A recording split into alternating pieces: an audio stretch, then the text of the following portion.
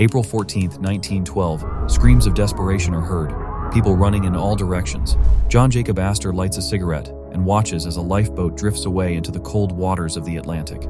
He's aboard the Titanic in what will be his final moments. If you know the story of the Titanic, it's partly because of who this man was.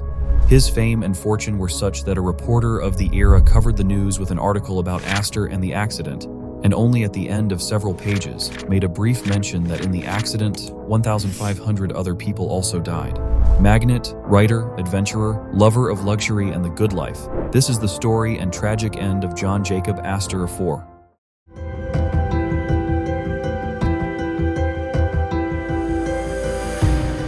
Imagine for a moment, what would it be like to be born into one of the world's wealthiest families? That's exactly what happened to John Jacob Astor IV in 1864. Imagine that from the moment you open your eyes, your surname already means something significant. Astor was born at the top of the mountain, so to speak. His great-grandfather, the original John Jacob Astor, had amassed a colossal fortune in trade and real estate. John Jacob Astor IV was born on July 13, 1864. He was the youngest of 5 children and the only son of William Backhouse Astor Jr., a businessman, collector, and breeder of racehorses. Now, being surrounded by wealth sounds great, but it's not all fun and games. For young John Jacob, each day was a lesson in how to be an Astor. Studying at top schools like St. Paul's and then Harvard wasn't just for education, it was also about maintaining status. And though it might seem like he had his path laid out for him, Astor wanted more than just to follow in his family's footsteps. Despite being destined to be merely the custodian of a fortune, from a young age, he showed signs of being something more. He wasn't the typical heir who just wanted to enjoy his wealth. Astor had ideas, visions, dreams that went beyond what his name represented. He had a spark of creativity and a desire for innovation that many wouldn't expect from someone in his position. He traveled, explored, and was always looking for something more. This gave him a unique perspective, something that would mark his future in the business world.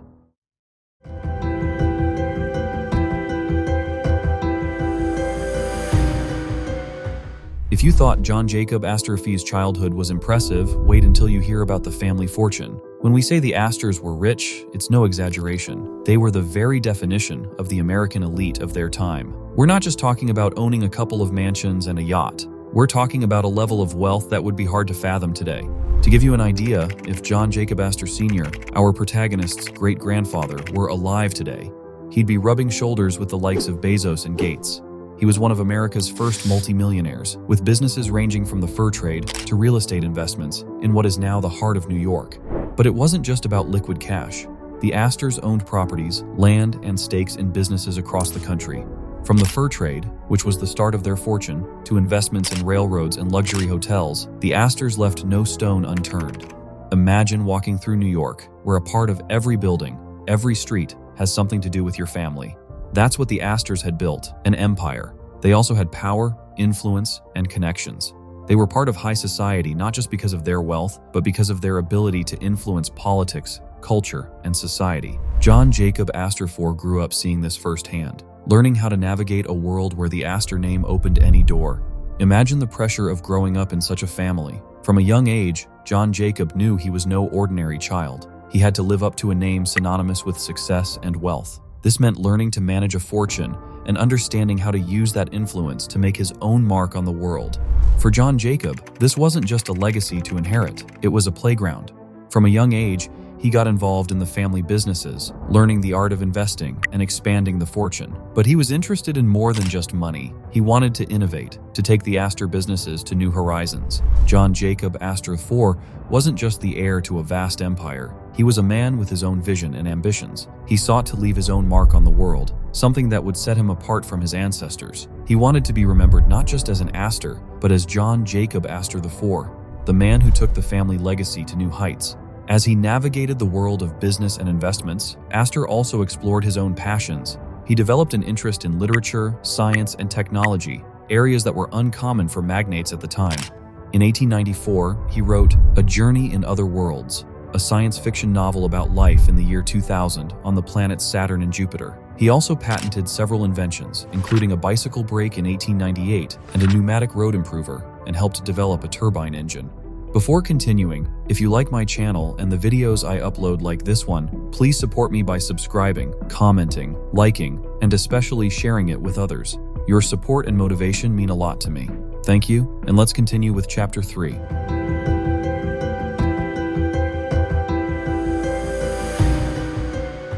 John Jacob Astor was not just a magnate, he also had his moments of action and patriotism. In the 1890s, when New York was a hotbed of politics and the country was beginning to expand its influence, Astor dove headfirst into the military scene. He became a colonel on the staff of the governor of New York. This wasn't just a title for social events. It reflected his genuine interest in military and national affairs. In 1898, when the United States entered the Spanish-American War, Astor didn't stay behind. He financed a volunteer artillery unit, the Astor Battery, and sent it to the Philippines. Not content with just financing it, Astor was personally involved. Think about it, a billionaire on the battlefield. He served in Cuba in the Santiago campaign under the command of Major General William Shafter. For his service, he was even given a brevet, a kind of war merit promotion, to colonel. After the war, Astor was known as Colonel Astor, a title he wore with pride.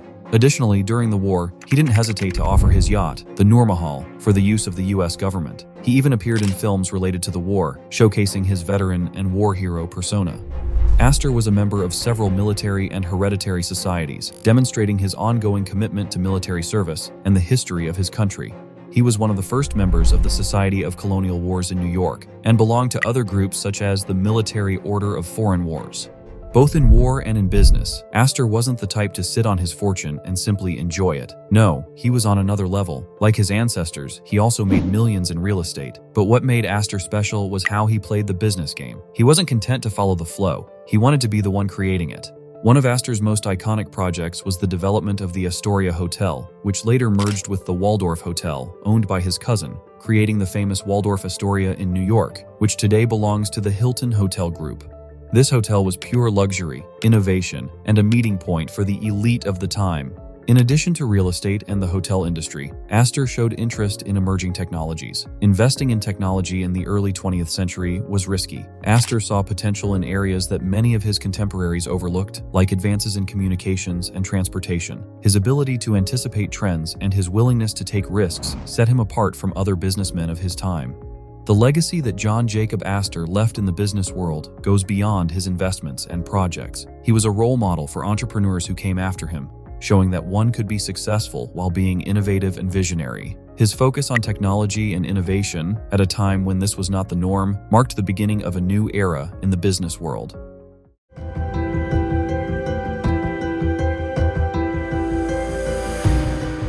Imagine this. It's 1891, and John Jacob Astor IV, one of the most coveted and wealthy bachelors of the time, decides to get married. The lucky lady is Ava Lowell Willing, a true high society beauty, daughter of Edward Shippen Willing and Alice Barton. This wedding was the event of the year, generating countless parties and headlines. Astor owned an estate called Ferncliff in Rhinebeck, New York, with a mansion that was the envy of all. His father had purchased the land, and in 1904, Astor rebuilt the mansion in the Italian style with the help of Stanford White, one of the most famous architects of the time. But the best part was the sports pavilion. It had the first residential indoor swimming pool in the US, a tennis court, squash court, even a bowling alley, and a shooting range. The couple had 2 children, William Vincent Astor, who inherited not only his father's fortune, but also his business acumen, and Ava Alice Muriel Astor, who also left her own mark in the family's history. However, as in all great stories, not everything was happiness and celebrations. In 1909, Astor and Willing divorced, causing a scandal that shook high society. And just when you thought Astor might take a break, surprise. At 47, he remarried, this time to Madeline Talmadge Force, an 18-year-old socialite from a prominent family, stirring controversy due to their 29-year age difference. Even his own son Vincent disapproved of Madeline, though he eventually served as best man at his father's wedding. The age difference, coupled with the speed of the marriage following his divorce, raised many eyebrows and disapproval. For Astor, whose life was already under constant scrutiny, this event marked a turning point. The criticisms didn't stop, and newspaper headlines were relentless. The society of the time, with its strict norms and focus on appearances, did not look kindly on this kind of behavior, especially among its most prominent members. Attempting to escape the whirlwind of gossip and critical gazes, the couple went on an extended honeymoon through Europe and Egypt. Among the few who didn't criticize them was Margaret Brown, later known as the unsinkable Molly Brown, who accompanied them on part of their trip. They also traveled with a retinue of assistants: Astor's valet, Victor Robbins, maid Rosalie Bidois, nurse Caroline Louise Andres, and the family's beloved dog, Kitty. This trip was both an escape and an opportunity for the couple to enjoy their recent marriage away from public scrutiny. During their travels, they explored historic cities, participated in European social life, and enjoyed a period of relative tranquility. However, this tranquility didn't last long. The trip, which had started as an extended honeymoon and a refuge from criticism, was soon overshadowed by an event that would change their lives forever. They decided to return to the United States in April 1912, choosing the most luxurious, modern, and safe ship of the time for their return journey, the RMS Titanic.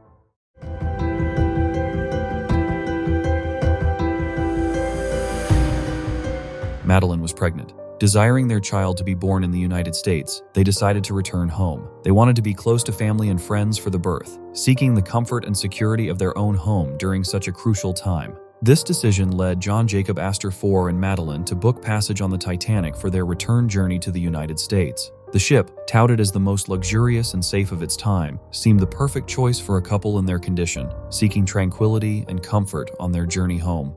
The boarding of John Jacob Astor and his wife Madeline onto the RMS Titanic was a notable event even among the list of distinguished passengers. The Titanic was the epitome of luxury and advanced engineering, a symbol of the modern era and a harbinger of the growing confidence in technological progress. On April 10, 1912, the couple boarded the Titanic at Cherbourg, France, accompanied by their entourage. On board, they settled into a first-class suite, enjoying the amenities and luxury offered by the ocean liner. Elegant dinners, conversations with other distinguished passengers, and strolls on the deck were part of their days at sea. Everything seemed to indicate that their journey would be pleasant and uneventful. During the day, they could be seen walking on the decks, enjoying the fresh Atlantic air. The Titanic was a marvel of engineering and design, and for a man like Astor, with his interest in technology and innovation, every detail of the ship was fascinating. Dinners were an event in themselves. In a luxurious dining room, among the elite of society, they enjoyed exquisite dishes and lively conversations. Astor, known for his charisma and elegance, was the center of attention at many of these dinners, sharing stories and laughter with other distinguished guests. There was also time for leisure and entertainment. The Titanic offered all sorts of activities, from live music to games. Astor and Madeline spent some afternoons enjoying live music and participating in social events with other passengers. On the night of April 14th, when the Titanic collided with the iceberg, the situation turned chaotic. Astor woke Madeline following advice from Captain Edward J. Smith. Initially, Astor didn't believe the damage was severe. Even as lifeboats were being filled, he and Madeline tried to maintain calm, playfully engaging with the mechanical horses in the ship's gymnasium. In a moment of tension and uncertainty, Astor took an extra life jacket and cut it open with his knife, showing its contents to Madeline. It's unclear whether he wanted to demonstrate the vest's uselessness or, conversely, assure her of their effectiveness. But his words still resonate. "We are safer here than in that little boat." When the critical moment of evacuation arrived, Astor and his pregnant wife Madeline were on A deck, facing a situation none could have imagined. Second Officer Charles Lightler was in charge of loading lifeboat number 4. Astor, as calmly as he could, helped Madeline, her maid, and her nurse into the boat. In a moment of desperation, Astor asked if he could accompany his wife due to her delicate condition, but Lightler, adhering to the women and children first protocol, denied his request. Astor, with a look of acceptance, asked for the number of the boat so he could find it later. What do you think? Is the women and children first protocol still valid today? As lifeboat number 4 was lowered into the ocean at 1:55 a.m., Astor remained on the ship. According to accounts, he assisted other passengers into the boats before moving away from the area. He was last seen on the deck, smoking a cigarette, an image of calm amidst the tragedy. Madeline, her nurse, and her maid survived, but Astor, his valet Victor Robbins, and his beloved dog Kitty did not. In the days that followed, efforts were made to recover bodies. Astor's body was one of the 333 retrieved from the 1,517 who perished. He was identified by the initials on his jacket. Among his possessions was a gold pocket watch, which would later be claimed and worn for the rest of his life by his son Vincent. After the sinking of the Titanic, there were many speculations and contradictory accounts about John Jacob Astor IV's last moments. Some claimed that his body was crushed, fueling the belief that he died from the fall of one of the ship's funnels. Others, however, described his body differently. Captain Richard Roberts, commander of Astor's yacht, noted that, apart from slight discoloration from the water, his face was intact. But Gerald Ross, an electrician on the Mackay Bennett, reported that Astor's face was swollen and his jaw injured. A Titanic survivor, Philip Mock, claimed to have seen Astor in the water clinging to a raft alongside William Thomas Stead. According to Mock, both let go due to the cold and drowned. One of the most striking anecdotes is that Astor supposedly released the dogs from the ship's kennel, including his beloved kitty. You can imagine the scene, right?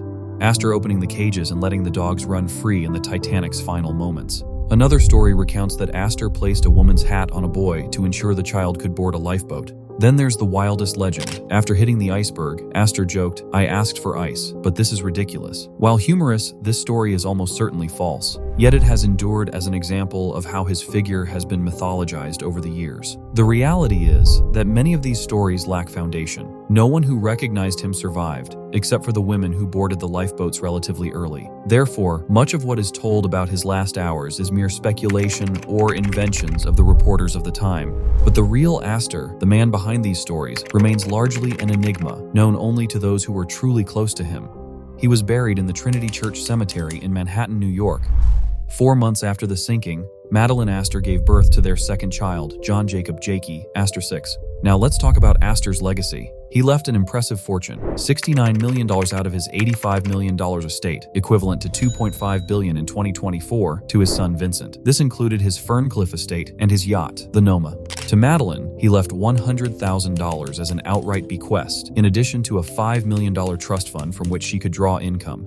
She also had the use of their mansions in New York and Newport, a luxury limousine from his collection, and 5 of his horses, on the condition that she never remarried. His daughter Ava received a $10 million trust fund, and upon turning 21, John Jacob VI inherited $3 million reserved for him by his father. Do you know who didn't make their fortune honestly? Bernard Madoff, the greatest swindler in history. Here you have the video for you to see it. Thank you for watching until the end, and even more thanks if you support me in any way.